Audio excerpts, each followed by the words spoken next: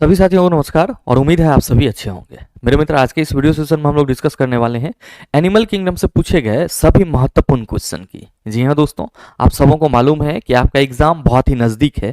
ऐसे में साइंस के जो इंपॉर्टेंट टॉपिक हैं जिससे संबंधित सवाल संभावित रहते हैं कि इससे पूछे ही पूछे जाएंगे, तो मेरे मित्र कहीं ना कहीं उस टॉपिक को एक बार डिस्कस कर लेना बहुत ही जरूरी होता है। और आज के इस सेशन में हम लोग एनिमल किंगडम से संबंधित सभी महत्वपूर्ण क्वेश्चन की चर्चा करेंगे जो आपके आगामी परीक्षा के लिए बहुत ही उपयोगी है। साथ ही आपकी जानकारी के लिए बताना चाहूंगा कि इस सेशन का जो भी क्वेश्चन है सॉल्यूशन सहित उसका पीडीएफ कहां मिलेगा, यह हमारे टेलीग्राम ग्रुप से मिल जाएगा, जिसका लिंक इस वीडियो के नीचे डिस्क्रिप्शन में दिया हुआ है। आप वहां से जाकर के पीडीएफ को एक्सेस कर सकते हैं। बहरहाल आइए अपने सेशन की शुरुआत करते हैं और चलते हैं पहले क्वेश्चन की तरफ। मेरे मित्र, आपका जो पहला क्वेश्चन है आज के इस सेशन का, क्वेश्चन नंबर 1 आप सबों के सामने है। आपसे पूछा जा रहा है कि निम्नलिखित में से किसे प्राणी जगत के अंतर्गत वर्गीकृत किया जाता है। ऑप्शन है प्रोटोजोआ, दूसरा है मेटाजोआ और तीसरा है आपका क्वेनोजोआ और चौथा है आपका पाइपिन्स। और ये सवाल आपका एनटीपीसी 2020 एग्जाम में पूछा गया था। सवाल क्या है? सवाल ये है कि प्राणी जगत के अंतर्गत इन चारों में से किसे वर्गीकृत किया जाता है। आप सबों को मालूम है कि जिस तरह हम लोग पीरियोडिक टेबल पढ़ते हैं, किस लिए? तो पर्पस होता है सर 118 तत्वों के गुणों को आसानी से समझने के लिए। ठीक उसी तरीके से हमारे बायोलॉजी में सर प्लांट किंगडम या आप कह सकते हो पेड़ पौधे के साथ साथ बहुत सारे असंख्य संख्या में कई ऐसे क्या हैं सर छोटे बड़े सूक्ष्म जीव मौजूद हैं। और इन सभी जीवों का प्रॉपर्टीज एक साथ सर याद रखना या एक साथ समझना बड़ा मुश्किल हो जाता है। इसीलिए वैज्ञानिकों ने क्या करा है, तो सर संपूर्ण जगत को या आप कह सकते हो संपूर्ण जीव जगत को कई भागों में डिवाइड करा है। और मेरे मित्र, आप जैसा कि आप सबों को मालूम होगा कि अगर हम लोग बात करते हैं वर्गीकरण की शुरुआत की तो कैरोलस लिनियस के टाइम से ही हो गया था।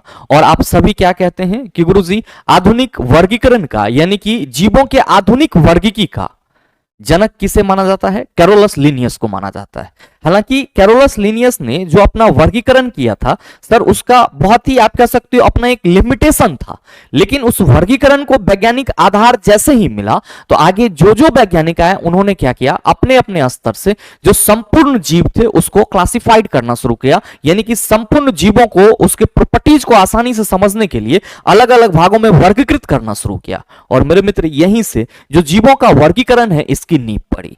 और आप सबों को यह चीज बहुत ही बेसिक लेवल से मालूम होगा कि अगर हम लोग बात करते हैं किसकी, बात करते हैं विटेकर, हम लोग बात करते हैं किसकी, विटेकर के क्लासिफिकेशन की, विटेकर के क्लासिफिकेशन की, तो आप सभी क्या कहते हैं कि गुरुजी विटेकर नामक वैज्ञानिक ने संपूर्ण जीव को 5 जगत में डिवाइड करा था, यानी कि 5 किंगडम में डिवाइड करा था।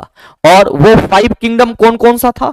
तो आप सभी कहेंगे कि गुरुजी उस 5 किंगडम में पहला था हमारा मोनेरा, दूसरा कौन सा था? आप कहेंगे प्रोटिस्टा, तीसरा आपका कौन सा था? आप सभी कहेंगे फंगी, और चौथा आपका कौन सा था? आप कहेंगे प्लांटे, और पांचवा आपका कौन सा था? एनिमेलिया।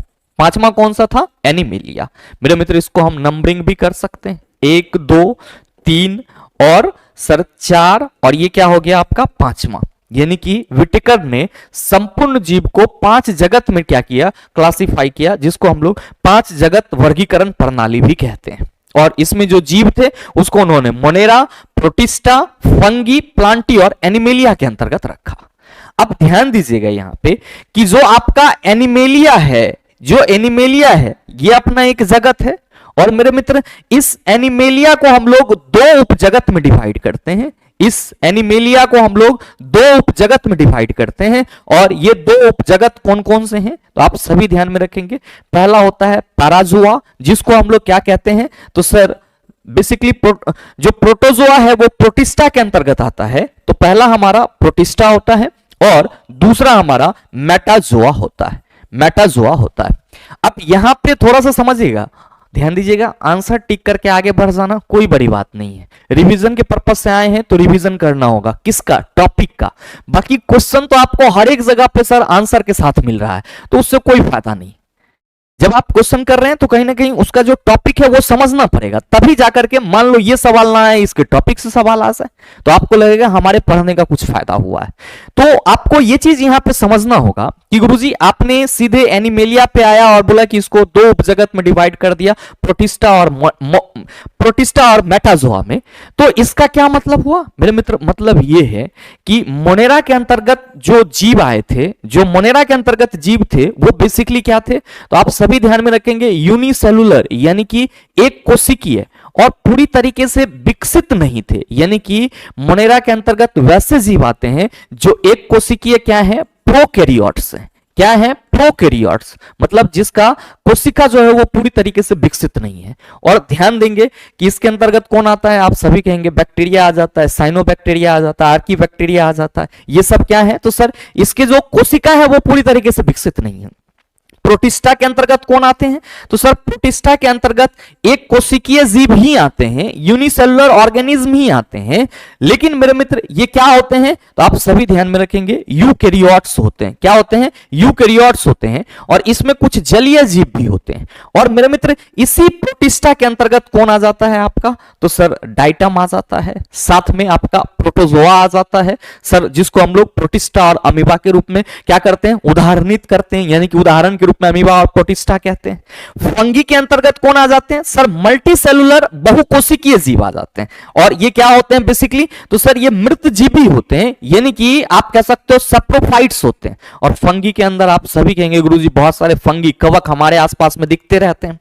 अब प्लांटी के अंतर्गत जितने भी पादप हैं, संपूर्ण पादप वो किसके अंतर्गत आ गए? आप सभी कहेंगे प्लांटी के अंतर्गत आ गए। और एनिमेलिया मतलब संपूर्ण अगर जंतु जगत की बात करें, प्राणी जगत की बात करें, तो इसके अंतर्गत सभी बहुकोशिकीय जटिल यूकैरियोटिक जीव आ जाते हैं। और मेरे भाई इस जो आपका सभी बहुकोशिकीय यूकैरियोटिक जटिल जीव है, जिसको हम लोग प्राणी या जंतु बोलते हैं, उसको कितने उपजगत में डिवाइड करा गया? अब आप कहेंगे गुरुजी प्रोटिस्टा और मेटाजोआ में डिवाइड करा गया। प्रोटिस्टा और मेटाजोआ में डिवाइड करा गया। तो जो सवाल पूछा जा रहा है उसका सीधा सीधा आंसर आप सभी कहेंगे कि गुरुजी निम्नलिखित में से किसे प्राणी जगत के अंतर्गत वर्गीकृत किया गया है? तो जो प्रोटोजोआ है ये प्रोटिस्टा का एक एग्जाम्पल है, तो ये तो ना होगा। दूसरा क्या है? सर मेटाजोआ, इसको क्या किया गया है? आप सभी कहेंगे प्राणी जगत के अंतर्गत वर्गीकृत किया गया है। किस रूप में? आप कहेंगे उपजगत यानी कि सब किंगडम के रूप में। तो मेरे ख्याल से ये क्वेश्चन आपका क्लियर हो पाया होगा। आइए बात करते हैं हम लोग अगले सवाल की। अगला है क्वेश्चन नंबर 2। आपसे पूछा जा रहा है कि बिना कोशिका भित्ति वाले बहुकोशिकीय प्राणियों को निम्न में से किस समूह के अंतर्गत रखा जा सकता है? Animalia, Plantae, Monera, protista. क्या ये सवाल आपसे बनेगा? आप कहेंगे बिल्कुल बनेगा। किसकी बात की जा रही है? चला आपके क्वेश्चन में बात करी जा रही है कोशिका भित्ति की। किसकी बात करी जा रही है? कोशिका भित्ति। इसी को हम लोग क्या कहते हैं? आप सभी कहेंगे सेल वॉल कहते हैं। सेल वॉल कहते हैं। किससे बना होता है? तो आप सभी कहेंगे गुरुजी ये निर्मित होता है सेलुलोज से। किससे निर्मित होता है? सेलुलोज से। और आप सबों को मालूम है कि सेल वॉल केवल और केवल किस में मिलता है? आप सभी कहेंगे गुरुजी केवल पादप कोशिका में पाया जाता है। केवल पादप कोशिका में पाया जाता है। तो जाहिर सी बात है कि हम ये कह सकते हैं कि वैसे सभी बहुकोशिक प्राणी जिसमें कोशिका भित्ति पाई जाती है वो किससे बिलोंग करेगा? आप कहेंगे प्लांटी यानी कि पादप जगत से बिलोंग करेगा। और मेरे मित्र आप सबों को मालूम है कि जंतु आपका कोई भी हो उसमें सेल वॉल मौजूद नहीं होता है। साथ ही जंतु क्या होते हैं? बहुकोशिकीय होते हैं। तो आप सभी क्या कहेंगे कि गुरुजी एनिमेलिया जगत एक ऐसा जगत है जिसके सभी जीव तो संभव है कि बहुकोशिकीय और जटिल होंगे, यूकैरियोट्स भी होंगे, लेकिन इनमें सर सेल वॉल नहीं मिलेगा। तो जो आपसे सवाल करा जा रहा है कि बिना कोशिका भित्ति वाले बहुकोशिकीय प्राणियों को निम्न में से किस समूह के अंतर्गत रखा जा सकता है? आप सभी कहेंगे एनिमेलिया के अंतर्गत रखा जा सकता है। अब अगर हम बात करेंगे मोनेरा की, तो आप सभी कहेंगे गुरुजी अभी आपने बताया है कि मोनेरा के अंतर्गत एक कोशिकीय, मोनेरा के अंतर्गत कौन आ जाएंगे? एक कोशिकीय प्रोकैरियोटिक जीव आ जाएंगे। एक कोशिकीय प्रोकैरियोटिक जीव आ जाएंगे। तो ये चीज भी आप सभी ध्यान में रखेंगे। और बेसिकली आप ये कह सकते हैं सरल एक कोशिकीय प्रोकैरियोटिक। क्या कह सकते हैं? सरल एक कोशिकीय प्रोकैरियोटिक। अब अगर हम बात करेंगे प्रोटिस्टा की, तो आप सभी इसके लिए ध्यान में रखेंगे कि ये भी हमारा सरल एक कोशिकीय या एक कोशीय भी आप कह सकते हैं, सरल एक कोशीय यूकैरियोटिक जीव होगा। यूकैरियोटिक इंग्लिश में लिख लो चला। सरल एक कोशीय यूकैरियोट्स जीव होगा। और मेरे भाई आप सभी ध्यान में रखना कि प्रोटिस्टा जगत को क्या कहा जाता है? तो सर मोनेरा और जो आपका प्लांटी है इसके बीच का कड़ी कहा जाता है। अब इसके इस प्रोटिस्टा के अंतर्गत जो मेरे मित्र जीव आते हैं वो बेसिकली आप सभी याद रखेंगे, जैसे कि आपका स्लाइड मोल्ड हो गया। इसके बाद अगर हम प्रोटोजोन्स की बात करेंगे तो प्रोटोजोआ के रूप में अमीबा और पैरामीशियम आ जाता है।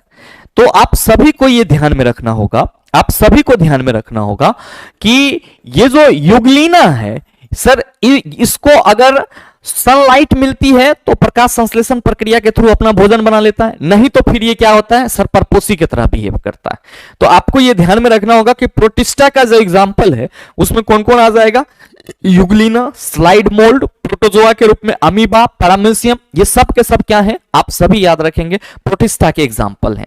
The main function of this group is, sir इस ग्रुप का मेन फंक्शन क्या है? तो मेरे मित्र प्रोटिस्टा जगत के जो जीव होते हैं इसके शरीर के प्रचलन के लिए इसमें क्या होती है? सिलिया और फ्लैजिला जैसी संरचना पाई जाती है। जैसे कि पैरामीशियम में क्या होता है? तो सर पैरामीशियम का संरचना कुछ इस तरीके का होता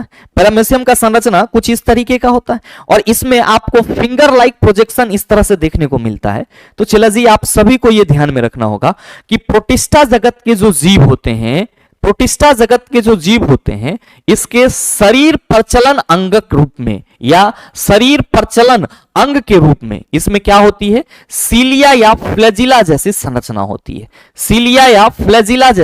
होती है। तो अगर सवाल इससे पूछा जाए तो आप उसका जवाब आसानी से दे दीजिएगा। नेक्स्ट क्वेश्चन नंबर 3 आप देखिएगा, पूछा जा रहा है कि खोल के भीतर से निकलने वाले अर्क जिसका तकनीकी नाम यहां पे मेरे मित्र सीप होगा, जिसको हम लोग क्या कहते हैं? नेकरे कहते हैं, को इनमें से किस नाम से जाना जाता है? Garnet, onyx, mother of pearl, opal, क्या होगा? ध्यान में रखिएगा कि यहां पे खोल के भीतर से निकलने वाले अर्क की बात की जा रही है और जनरली हम लोग सोप या सिप बात करते हैं, इंग्लिश में इसको हम लोग क्या कहते हैं? नेकरे कहते हैं। तो मेरे मित्र इससे हमें मोती मिलती है और ध्यान में रखेंगे कि इस नेकरे को हम लोग क्या कहते हैं? मदर ऑफ पर्ल कहते हैं। क्या कहते हैं? मदर ऑफ पर्ल कहते हैं। तो सही आंसर हमारा क्या होगा? ऑप्शन नंबर सी हो जाएगा। मेरे मित्र ये कैसा होता है? तो सर घोंघा के जैसा होता है और बेसिकली आप ये कह सकते हैं कि गुरुजी ये मोलस्का के अंतर्गत आ जाएगा। ध्यान देंगे कि ये गार्नेट क्या है, तो आप सभी याद रखिएगा गार्नेट जो है वो एक प्रकार का सिलिकेट मिनरल्स है। क्या है? एक प्रकार का सिलिकेट मिनरल्स है। और साथ ही मेरे मित्र ध्यान में रखेंगे ओनिक्स तो एक प्रकार का रत्न है। ओनिक्स क्या है? आप सभी याद रखना एक प्रकार का रत्न है। और ओपल की अगर हम बात करेंगे तो आप सभी याद रखेंगे कि ये आपका सिलिकेट का ही जल योजित क्रिस्टल है। ये क्या है? सिलिकेट जल योजित क्रिस्टल। तो ये चीज आप सभी ध्यान में रखिएगा, आपके एग्जाम के लिए उपयोगी है। उम्मीद करते हैं समझ पाए होंगे। आइए बात करते हैं हम लोग अगले सवाल की। अगला है क्वेश्चन नंबर 4, पूछा जा रहा है आपसे कि निम्न में से कौन सा जीव पुनर्जनन और मुकुलन द्वारा प्रजनन कर सकता है?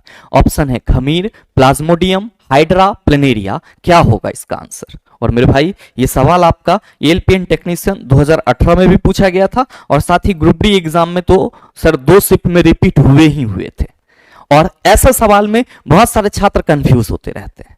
मेरे मित्र आप सभी ध्यान में रखेंगे कि यहां पे जो पुनर्जनन और मुकुलन, रीजनरेशन और बडिंग की बात की गई है, तो ये किस प्रकार का प्रजनन है? आप सभी को याद रखना होगा कि रीजनरेशन और बडिंग ये दोनों ही क्या हैं? आप सभी कहेंगे असेक्सुअल रिप्रोडक्शन के प्रकार हैं, या आप कह सकते हो कि सिंपल आप असेक्सुअल रिप्रोडक्शन लिख लो, ज्यादा बेहतर होगा।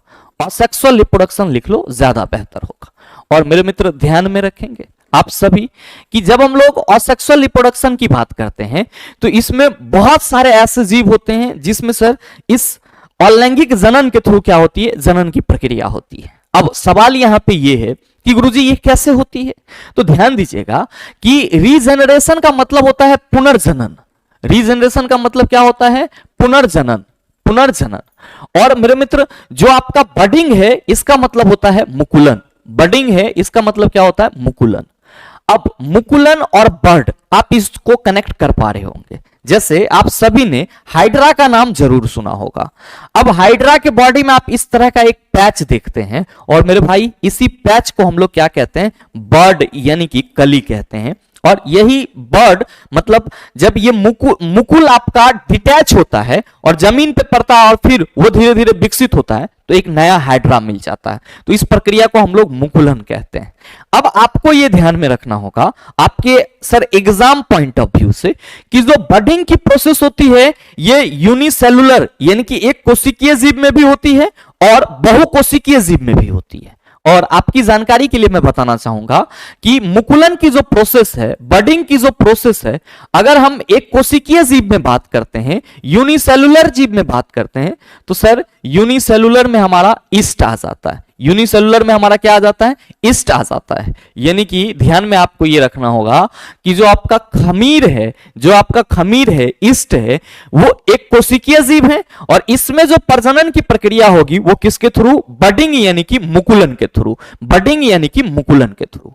अब ये बडिंग की प्रोसेस जो है वो मल्टी सेलुलर जीवों में भी होती है, ये बडिंग जो है वो बहुकोशिकीय जीव में भी होती है। और आप सभी ये ध्यान में रखेंगे कि बहुकोशिकीय जीव के रूप में आपका कौन आ जाता है, तो सर हाइड्रा आ जाता है। हाइड्रा में एक रिप्रोडक्शन का जो तरीका होता है वो बडिंग यानी कि मुकुलन का भी होता है।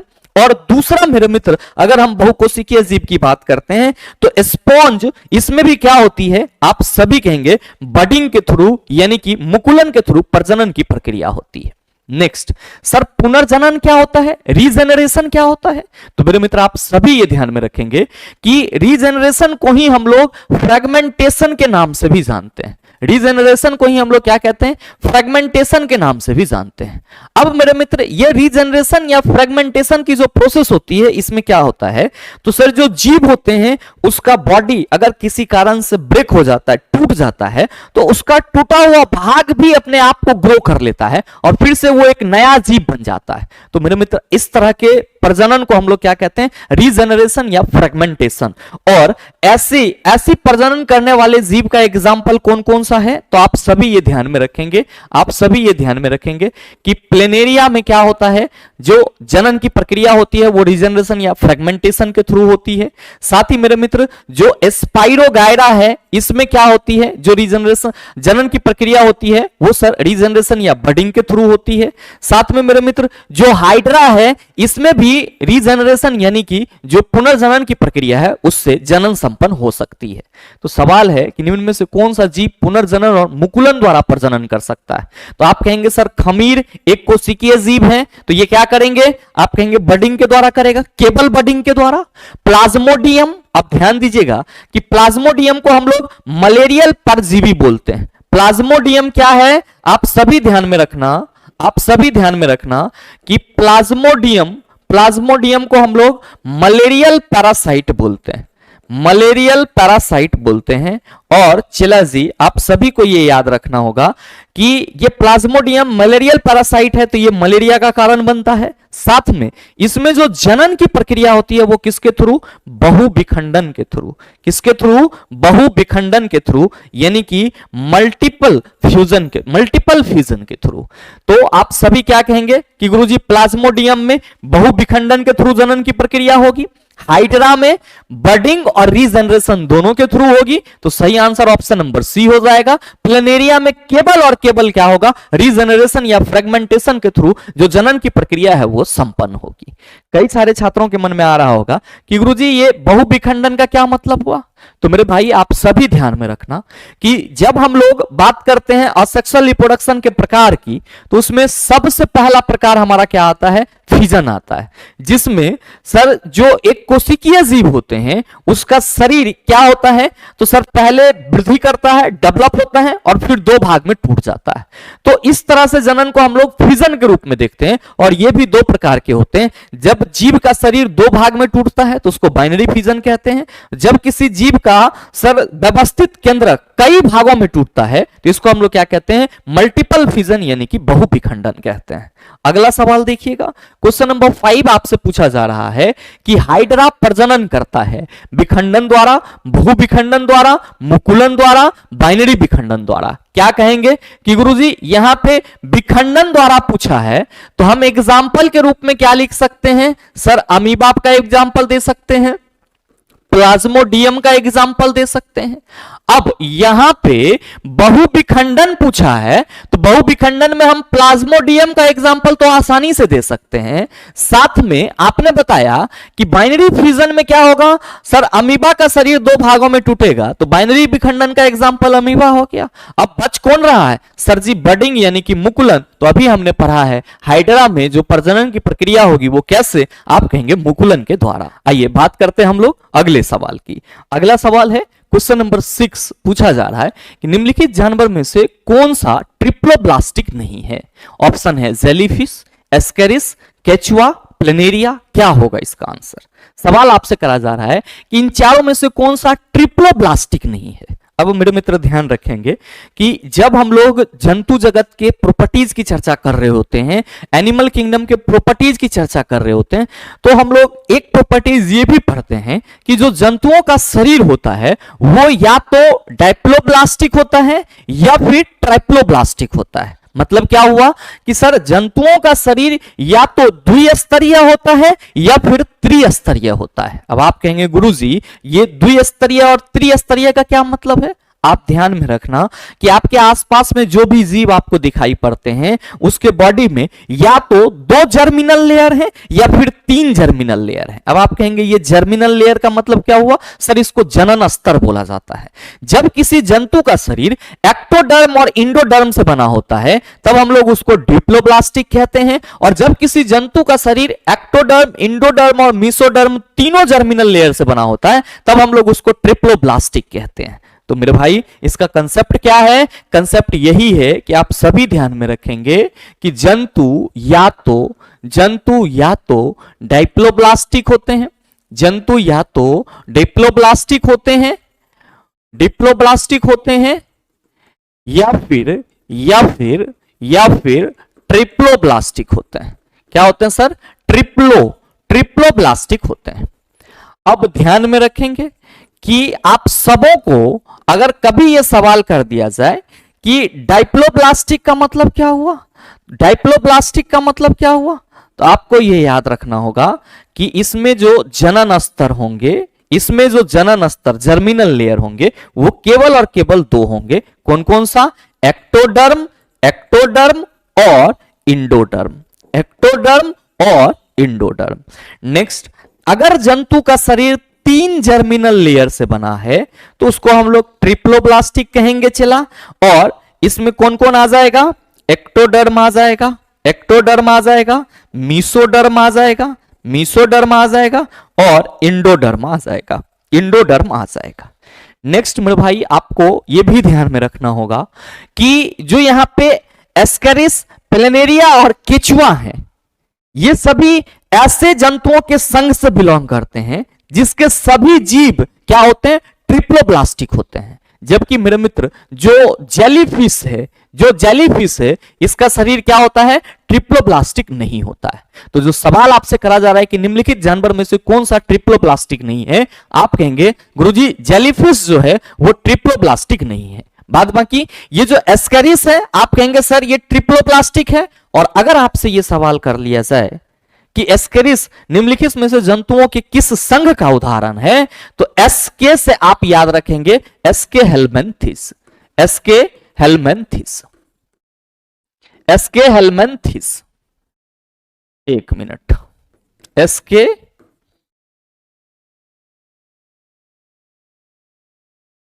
एसके हेलमेंथिस, ठीक है। नेक्स्ट, अगर आपसे यह सवाल कर लिया जाए कि प्लेनेरिया किस संघ का एग्जाम्पल है, तो याद रखिएगा कि एस्केरिस तो आप कह दिए एसके हेलमेंथिस, प्लेनेरिया तो आप क्या कहेंगे? प्लेटी हेलमेंथिस, प्लेटी हेलमेंथिस। ये ध्यान में रख लीजिएगा। प्लेनेरिया, प्लेटी हेलमेंथिस पॉ से स्टार्ट होता है, प्लेनेरिया भी आपका पॉ से स्टार्ट होता है। केचुआ मेरे मित्र याद रखिएगा केचुआ हो, नेरीज हो, समुद्री चूहा हो, जोंक जिसको लीच बोलते हैं, ये सब के सब किसका एग्जाम्पल है? सर जी एनेलिडा का एग्जाम्पल है। किसका एग्जाम्पल है? एनेलिडा का एग्जाम्पल है।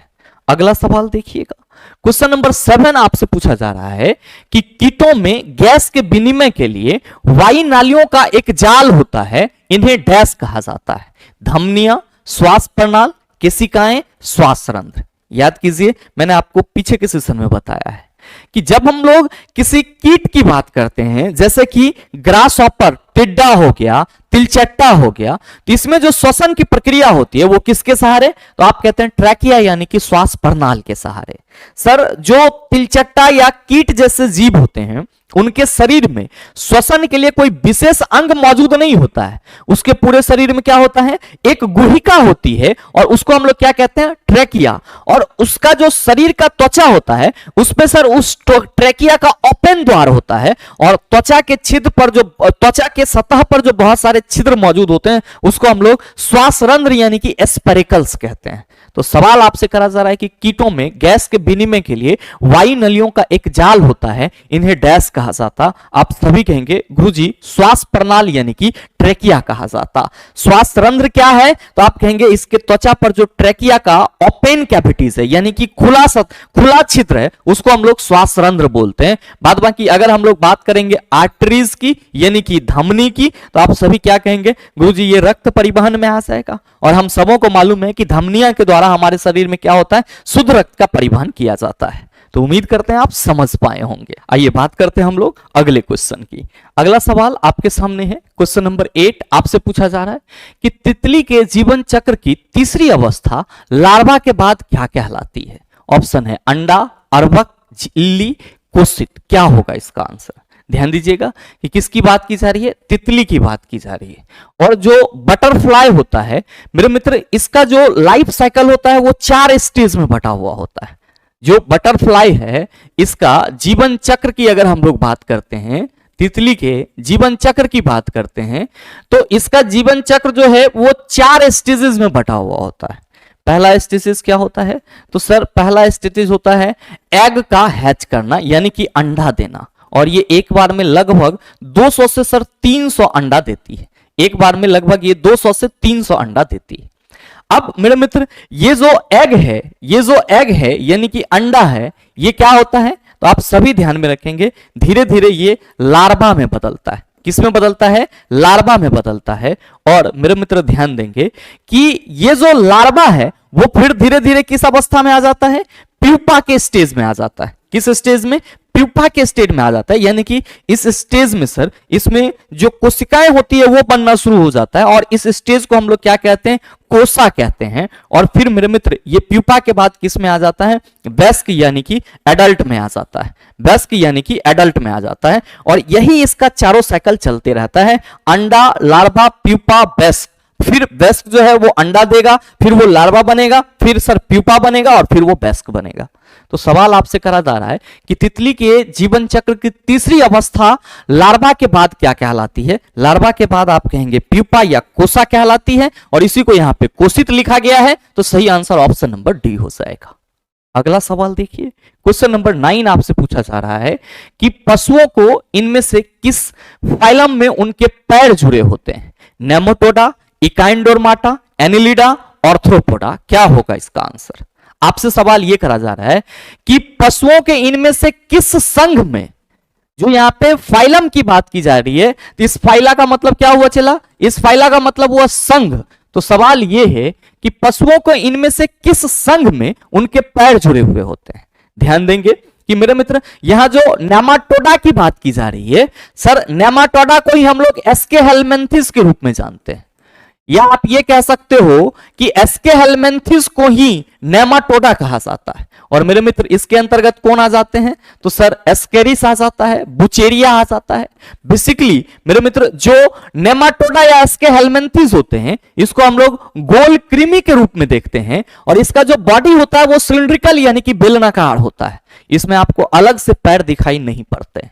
लेकिन अगर बात करते हैं इकाइंडरमाटा संघ की, तो सर इस संघ के जो ज्यादातर जंतु होते हैं वो क्या होते हैं सर, समुद्री जंतु होते हैं। क्या होते हैं, समुद्री जंतु होते हैं। और मेरे मित्र अगर हम लोग बात करते हैं एंटीडॉन की, किसकी, एंटीडॉन की, या फिर हम लोग बात करते हैं किसकी सर, सी ककम्बर, समुद्री खीरा की, तो ये सब क्या कहलाते हैं, आप सभी कहेंगे इकाइंडरमाटा यानी कि समुद्री जंतु कहलाते हैं। बात करते हैं अगर हम लोग एनेलिडा की, तो सर इसका भी शरीर जो है वो कैसा होता है, सिलिंड्रिकल होता है। और बेसिकली मेरे मित्र जो केचुआ का एग्जाम्पल हम लोग देते हैं, या नेरीज का एग्जाम्पल देते हैं, नेरीज का एग्जाम्पल देते हैं, या फिर जोक का एग्जाम्पल देते हैं, क्या आप इनमें से किसी में भी पैर जैसी संरचना देखते हैं? आप कहेंगे बिल्कुल नहीं। पूछा जा रहा है कि किस में पैर जुड़े होते हैं, बात करेंगे किसकी, ऑर्थ्रोपोडा संघ के जंतु की, तो इसका एग्जाम्पल आप सभी कहेंगे गुरुजी तितली का दे सकते हैं, उसके बाद तिलचट्टा का दे सकते हैं, तिलचट्टा का दे सकते हैं, पैर होता है, तिलचट्टा में पैर होता है। मक्खी दे सकते हैं गुरुजी, पैर है। भृंग दे सकते हैं, पैर है। तो भाई मेरे ऑर्थ्रोपोडा संघ के जो जंतु होते हैं उसके शरीर में क्या होता है, पैर जुड़ा हुआ होता है, इसीलिए सही आंसर हमारा ऑप्शन नंबर डी हो जाएगा। नेक्स्ट सवाल देखिएगा, क्वेश्चन नंबर 10 आपसे पूछा जा रहा है कि घरेलू मक्खी का जीव वैज्ञानिक नाम क्या है। मेरे मित्र याद कीजिए, मैंने आपको घरेलू मक्खी का जो वैज्ञानिक नाम है, साइंटिफिक नेम है, इसके बारे में एक ट्रिक बताया था कि कहीं पे भी अगर किसी को भी थोड़ा भी फोड़ा फुंसी हो जाए, घाव वगैरह जैसा कुछ हो जाए, तो मक्खी क्या करते रहता है, वो आपके आसपास में, उस घाव के आसपास में मंडराते रहेगा। और मेरे मित्र जब किसी व्यक्ति को किसी अन्य व्यक्ति से काम होता है तो क्या करता है, आप कहते हैं सर वो उसके आसपास मंडराते रहता है, मतलब मस्का लगाने की कोशिश करता है। तो ठीक उसी तरीके से सर मक्खी जो है वो आपके घाव पे बैठना चाह रहा है, तो आपके घाव के चारों ओर सर मंडरा करके आपको मस्का लगा रहा है। और कहां पे, घर में। और घरेलू चीज को डोमेस्टिक कहते हैं। तो याद रखिएगा कि जो घरेलू मक्खी है, जो घरेलू मक्खी है, ये क्या करता है सर, डोमेस्टिक रूप से मस्का लगाता है। तो मस्का डोमेस्टिका, ये यहां पे होगा मुस्का डोमेस्टिका। सर ये क्या मस्का होगा, चला ये मुस्का नहीं होगा, मस्का डोमेस्टिका क्या है, घरेलू मक्खी का जैव वैज्ञानिक नाम है। ध्यान में रखेंगे। ट्रिटिकम एस्टिवियम किसका वैज्ञानिक नाम है, गेहूं का वैज्ञानिक नाम आप सभी याद रखना ट्रिटिकम एस्टिवियम है। और साथ ही होमोसेपियंस, तो आप सभी कहेंगे गुरुजी मानव का वैज्ञानिक नाम जो है वो होमोसेपियंस होता है। नेक्स्ट सवाल देखिएगा, क्वेश्चन नंबर 11 आपसे पूछा जा रहा है कि तिलचट्टों में श्वसन डैश के माध्यम से होता है, फेफड़ों, गल्फरों, त्वचा, श्वासरंध्र। क्या यह सवाल मेरे मित्र आपसे ना बनेगा? सवाल है कि तिलचट्टा यानी कि कॉकरोच में श्वसन डैश के माध्यम से होता है। और मेरे मित्र ये सवाल मैंने इस सेशन में भी डिस्कस करा है और इससे पहले भी डिस्कस करा है, और इस क्वेश्चन का आंसर मैं आप सबों के लिए होमवर्क के रूप में छोड़ के जा रहा हूं। सही आंसर क्या होगा नीचे कमेंट करके जरूर बताइएगा, आपके कमेंट का इंतजार रहेगा। आइए बात करते हैं हम लोग अगले सवाल की। अगला है क्वेश्चन नंबर 12 आपसे पूछा जा रहा है, निम्नलिखित में से कौन सा जंतुओं का सबसे बड़ा समूह है। ऑप्शन है नेमाटोडा, पॉरीफेरा, ऑर्थ्रोपोडा, मोलस्का। क्या होगा इसका आंसर? पूछा जा रहा है कि इन चारों में से कौन सा जंतुओं का सबसे बड़ा समूह है। तो याद रखिएगा कि जो ऑर्थ्रोपोडा है ये जंतुओं का सबसे बड़ा समूह है। तो आपके इस क्वेश्चन का सही आंसर ऑप्शन नंबर सी हो जाएगा। सर क्यों बड़ा है? इसलिए बड़ा है कि संपूर्ण जंतु जगत का 75% जंतु इसी संघ का सदस्य है, इसी संघ का सदस्य है। इसीलिए मेरे मित्र ऑर्थ्रोपोडा संघ के जंतुओं को हम लोग क्या कहते हैं सर, ये जंतु का सबसे बड़ा समूह माना जाता है।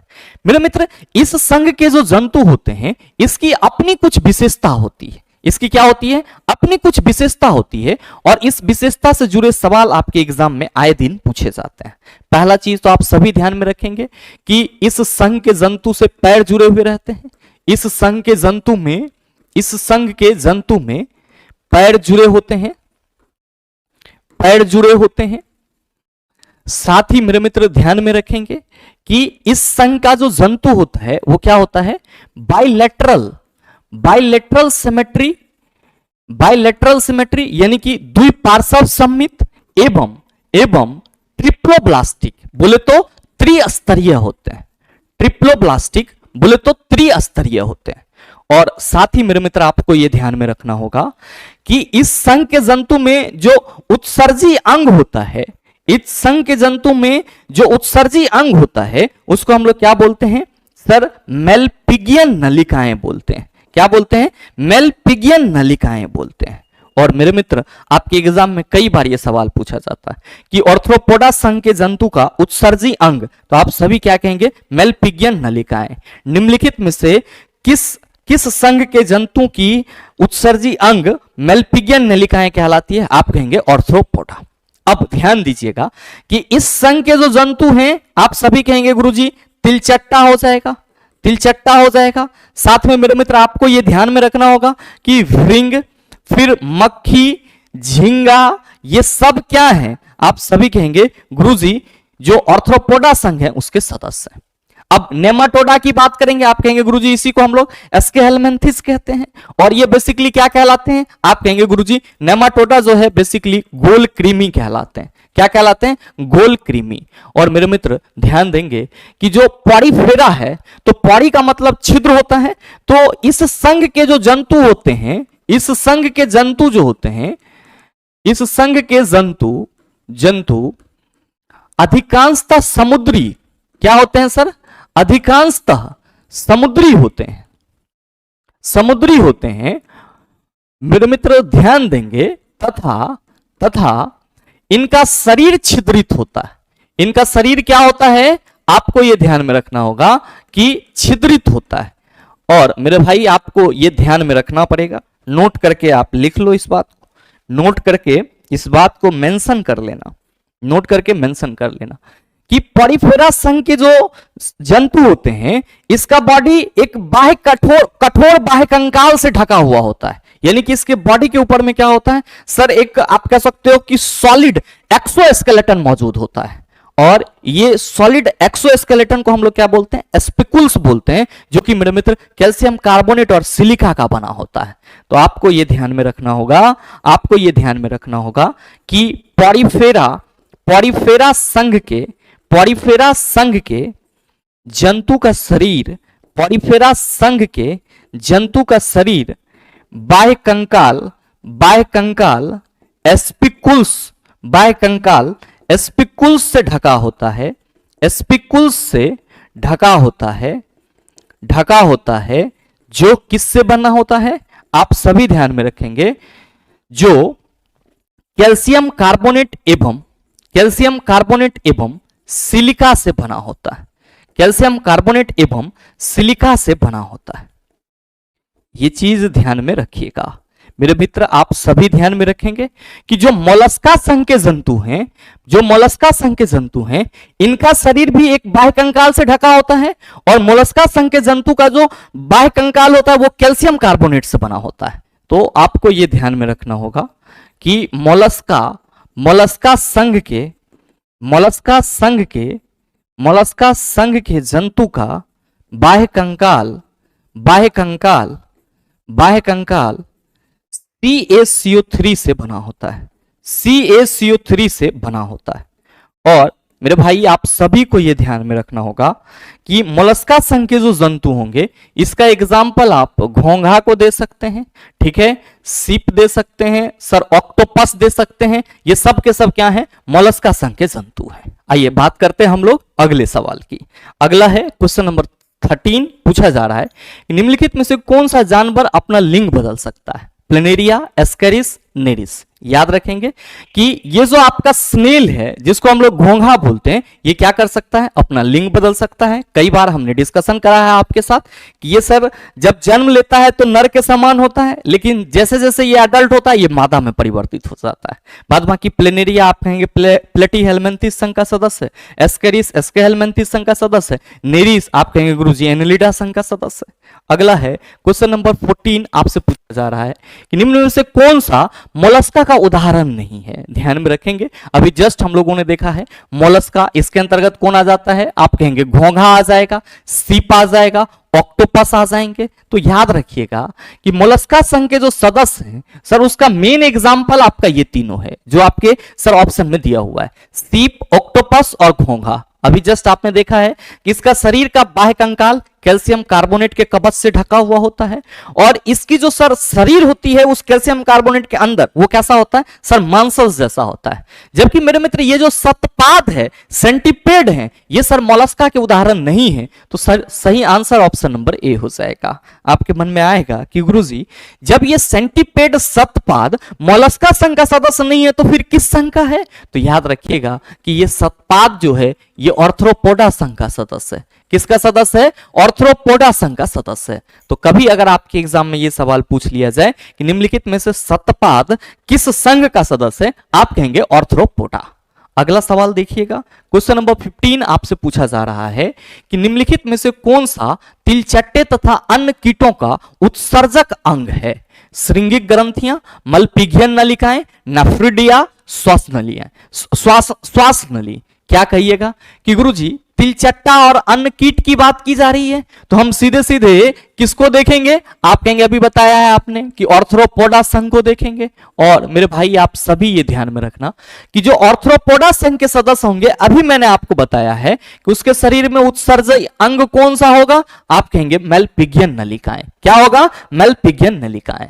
मेरे मित्र यहां पे एक और इंपॉर्टेंट चीज ध्यान में रखना कि ये जो नेफ्रिडिया है, ये नेफ्रिडिया भी क्या है सर? उत्सर्जी अंग है। नेफ्रिडिया भी क्या है? उत्सर्जी अंग है। और आप सभी को ये याद रखना होगा, आप सभी को ये याद रखना होगा कि नेफ्रिडिया किस संघ के सदस्य का उत्सर्जी अंग है? तो मेरे मित्र एनिलिडा संघ का, एनिलिडा संघ का अगर आपसे सवाल कर दिया जाए कि एनिलिडा संघ का उत्सर्जी अंग, तो आप सभी कहेंगे नेफ्रिडिया। इसका मतलब ये हुआ कि सर जो हमारा केचुआ है, जो हमारा केचुआ है, जो जोंक है, नेरीज है, इन सभी में जो उत्सर्जी अंग होंगे वो क्या कहलाएंगे? आप कहेंगे नेफ्रिडिया कहलाएगा। क्या कहलाएगा? नेफ्रिडिया कहलाएगा। आइए बात करते हैं हम लोग अगले सवाल की।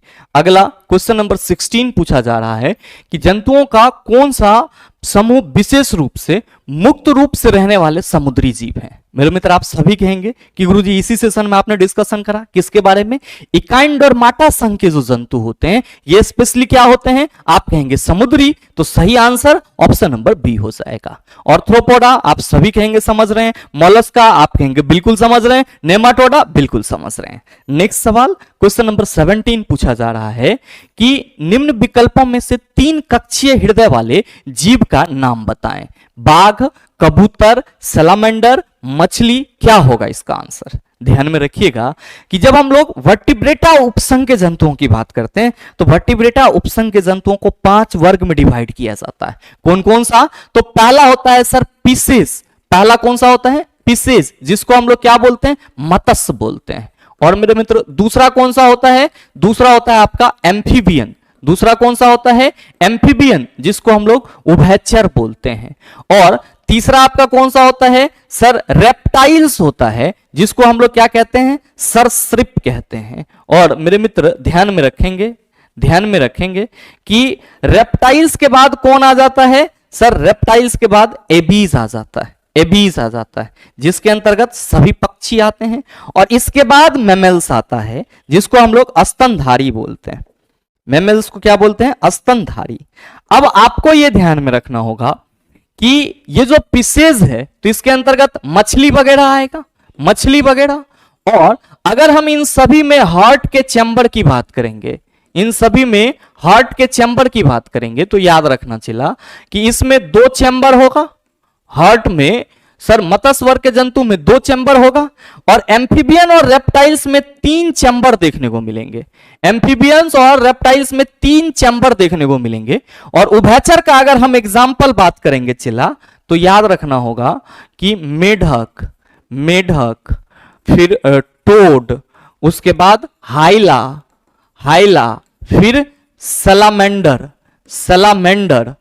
ये सब क्या है? एम्फीबियन के उदाहरण है। तो इन सभी में क्या होंगे? सर हृदय में 3 चैम्बर देखने को मिलेंगे।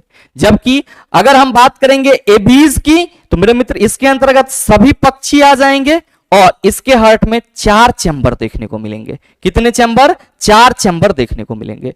और जो मैमल्स हैं आप कहेंगे सर सभी स्तनधारी, इसमें भी हमको 4 चैम्बर देखने को मिलेंगे। कितने चैम्बर? 4 चैम्बर देखने को मिलेंगे। तो ये चीज ध्यान में रखिएगा। सवाल है कि निम्नलिखित विकल्पों में से 3 कक्षीय हृदय वाले जीव का नाम बताइए। तो बाघ आप कहेंगे सर मैमल्स के अंतर्गत आएगा, तो इसमें 4 कक्ष होगा। कबूतर पक्षी के अंतर्गत आएगा, तो सर इसमें 4 कक्ष होगा। मछली पिसेज वर्ग के अंतर्गत आएगा, तो इसमें 2 चैम्बर होगा। सैलमेंडर एम्फीबियन है, तो सही आंसर हमारा ऑप्शन नंबर डी हो जाएगा। कोई समस्या नहीं होनी चाहिए। नेक्स्ट सवाल देखिए, क्वेश्चन नंबर 18 आपसे पूछा जा रहा है कि निम्नलिखित में से कौन सा जंतु उभयचर श्रेणी के अंतर्गत आता है? टोड, कबूतर, बिल्ली, कछुआ। न बनेगा चला सवाल। आप सभी इस क्वेश्चन का भी आंसर होमवर्क में जरूर दीजिएगा। मैंने आपको पिछले ही क्वेश्चन में इस क्वेश्चन का आंसर बताया है और मैं उम्मीद करूंगा कि क्वेश्चन नंबर 18 का आंसर सभी बच्चों का सही आए। बहरहाल अगला सवाल आपके सामने है, क्वेश्चन नंबर 19 आपसे पूछा जा रहा है कि राना टिग्राना किस जीव का वैज्ञानिक नाम है? मेरे मित्र ध्यान में रखेंगे कि राना टिग्राना आप कहेंगे गुरुजी मेढक के बारे में हम लोगों ने कई बार रटा है, तो सही आंसर आपका ऑप्शन नंबर बी हो जाएगा। अब भेड़िया की बात की जा रही है, तो मेरे मित्र याद रखिएगा कि भेड़िया का वैज्ञानिक नाम क्या होता है? Canis lupus. क्या होता है? Canis lupus. ठीक है। अब अगर हम बाघ की बात करेंगे तो इसका वैज्ञानिक नाम होता है पैंथेरा। इसका वैज्ञानिक नाम होता है पैंथेरा टाइग्रिस। Panthera Tigris. और तेंदुआ की अगर हम लोग बात करते हैं तो इसका वैज्ञानिक नाम होता है मेरे मित्र पैंथेरा पार्डस। Panthera pardus. तो ये चीज ध्यान में रखिएगा, आपके एग्जाम के लिए उपयोगी है। आइए बात करते हैं हम लोग अगले सवाल की। क्वेश्चन नंबर 20 पूछा जा रहा है कि निम्नलिखित में से किस वर्ग में तापमान कुछ प्रजातियों में लिंग का निर्धारण करता है? आप सभी कहेंगे गुरुजी सरीसृप वर्ग के जंतुओं में कुछ हद तक जो तापमान है वो लिंग का निर्धारण करता है, इसलिए सही आंसर हमारा ऑप्शन नंबर डी हो जाएगा। नेक्स्ट क्वेश्चन नंबर 21 पूछा जा रहा है कि मगरमच्छ के दिल में डैश होते हैं। याद रखिएगा कि मगरमच्छ आपका क्या है? आप सभी कहेंगे रेंगने वाले जंतु में आता है, और हम ये कहेंगे कि इसमें 4 प्रकोष्ठ होते हैं इसके हार्ट में। क्यों? क्योंकि सर ये उसका अपवाद है। तो अगर आपसे ये सवाल करा जाए कि रेप्टाइल्स वर्ग के जंतु के हार्ट में कितने चैम्बर, आप कहेंगे 3। अपवाद मगरमच्छ जिसमें कितना होता है? आप कहेगा सर 4 हार्ट का चैम्बर होता है। अगला है क्वेश्चन नंबर 22 कि निम्नलिखित में से कौन सा विकल्प मच्छरों के जीवन चक्र के 4 चरणों का सही क्रम दर्शाता है? जिस तरह तितली का जीवन चक्र 4 स्टेज में बटा होता है मेरे भाई, उसी तरीके से मच्छर का भी जीवन चक्र 4 स्टेज में बटा होता है। पहला होता है अंडा, फिर क्या होता है लार्वा, और फिर क्या होता है मेरे मित्र प्यूपा, फिर क्या होता है प्यूपा, और फिर इसके बाद क्या होता है एडल्ट यानी कि वयस्क। तो ध्यान में रखेंगे कि जिस तरह तितली का जीवन चक्र 4 चक्र में बटा होता है, उसी तरीके से सर जो मच्छर होते हैं उसका भी जीवन चक्र 4 चक्र में बटा होता है। पहला चक्र ये, दूसरा ये, तीसरा ये और चौथा ये कहलाता है। तो कह रहा है कि 4 चरणों का सही क्रम अंडा, लार्वा, पूर्णक नहीं होगा। पूर्णक, अंडा, लार्वा, प्यूपा नहीं होगा। पहले अंडा, फिर लार्वा, फिर प्यूपा और फिर पूर्णक। एडल्ट को यहां पे पूर्णक कहा जा रहा है। तो सही आंसर ऑप्शन नंबर सी हो जाएगा।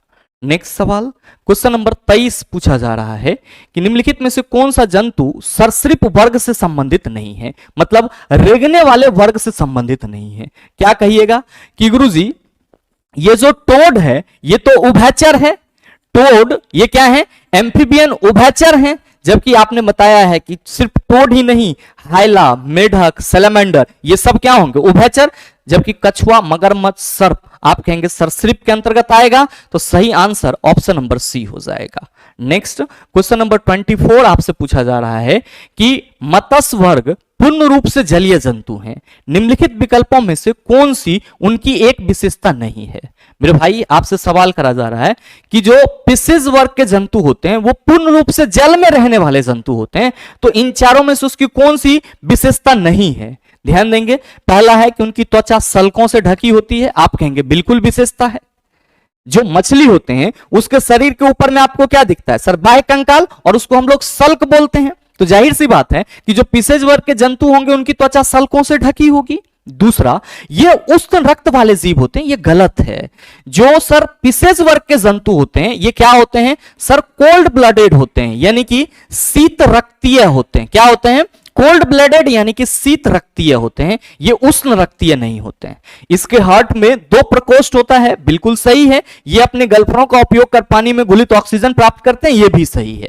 तो आपसे पूछा जा रहा है कि कौन सी एक उनकी विशेषता नहीं है, आप कहेंगे ऑप्शन नंबर बी विशेषता नहीं है, इसीलिए सही आंसर हमारा ऑप्शन नंबर बी हो जाएगा। नेक्स्ट देखिएगा क्वेश्चन नंबर 24 आपके इस सेशन का लास्ट क्वेश्चन है, और मुझे उम्मीद है कि अगर आप यहां तक के क्वेश्चन तक पहुंच गए हैं तो जो आपका एनिमल किंगडम है उसका एक बढ़िया रिवीजन हो पाया होगा। आपने जो कुछ भी पहले से पढ़ रखा होगा उसका सर कहीं ना कहीं यहां पे एक माइंड मैप जरूर बन गया होगा। और मेरे मित्र, अगर माइंड मैप बन गया है तो आप यकीन मानिए कि आपके एग्जाम के लिए बहुत ही उपयोगी है।